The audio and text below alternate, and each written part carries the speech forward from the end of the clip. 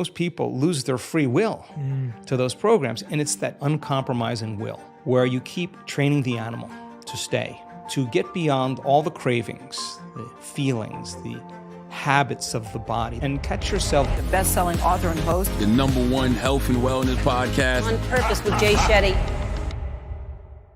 I think the most beautiful and powerful thing in the world is a repetitive thought. But sometimes the most dangerous thing in the world is a repetitive thought. Absolutely. And we think about the most beautiful things we create is because we're obsessed with this new idea and this new thought that we want to build something. But at the same time, we know countless people who they have a thought every day that says, I'm unlovable, I'm unworthy, I don't deserve love in my life. If someone's having a negative, repetitive thought, specifically around self-worth, what they believe they deserve in love, where do they start with that thought? Well, we think primarily 90% of the time we think the same thoughts as we thought the day before. The challenge with that is the thought that you keep thinking over and over again becomes a belief. And nerve cells that fire together wire together. So the more nerve cells fire, the more they develop long-term relationships and the more hardwired they become. The more hardwired they become, the more automatic they are. The more automatic they are, the more unconscious they become.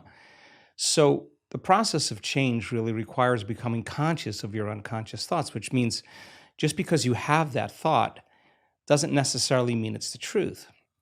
If you have that thought and you accept it, you believe it, you surrender to it without analyzing it, that thought will lead to the same choice, which will lead to the same behavior, which will create the same experience, which then will produce the same emotion. The same emotions then drive our very same thoughts.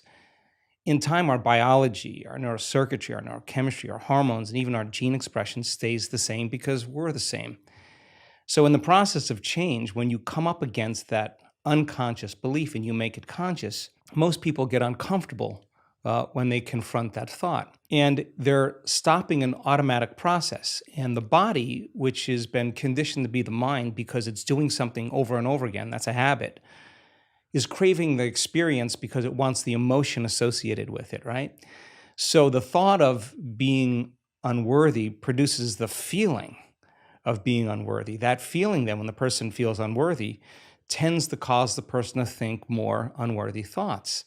It only takes a thought and a feeling, an image of yourself and an emotion, a stimulus and response, and you can condition the body to memorize that behavior and that emotional state better than the conscious mind. So the moment we inhibit that thought or the moment we become conscious of it and we no longer accept it, there's a biological craving that takes place in the body because the body has been conditioned to be the mind. So the body starts influencing the mind to think more corresponding thoughts equal to that feeling. So here comes the assault. Then you're not only unworthy, you're everything else that goes along with that feeling.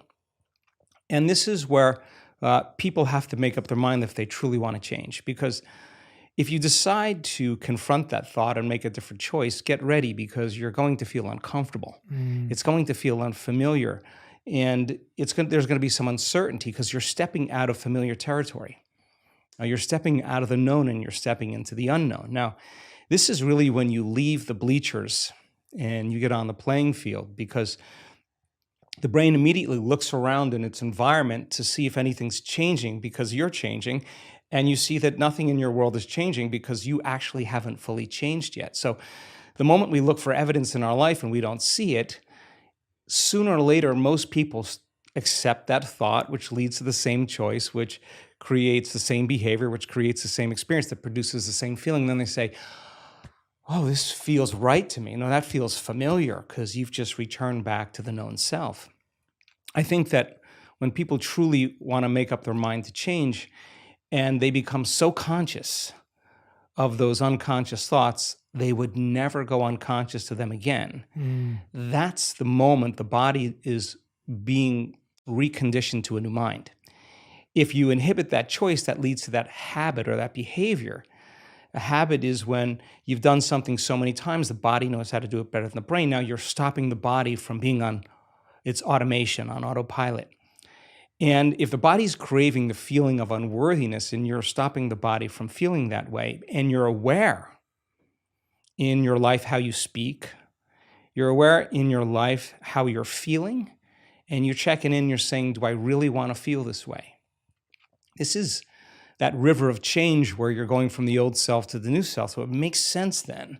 If those principles in biology work in that way, they could actually work in our favor. So if you said, okay, I'm going to sit down for a few minutes, I'm going to become so conscious of my unconscious self, my unconscious personality, that victory today would not be going unconscious to those thoughts, behaviors, and emotions. Okay, let me get so familiar with them that I don't go unconscious. Okay, I got that down. Now, what thoughts do I want to fire and wire in my brain? And if a belief is a thought that you keep thinking over and over again, with intention and with attention, you'll switch on that prefrontal cortex and assign meaning to the act and start installing new circuits in your brain. If you keep doing it over and over again, it becomes more hardwired, it becomes more automatic. And now you're installing a new belief that you are worthy of love, you are worthy of abundance, you are worthy to heal, whatever that is. That's the thought you do want to believe in. And when it matters the most is when it's the hardest. Because if you don't have the circuitry in place, you'll default back to the old programs, right? So then if you said, how am I going to be in my Zoom calls today?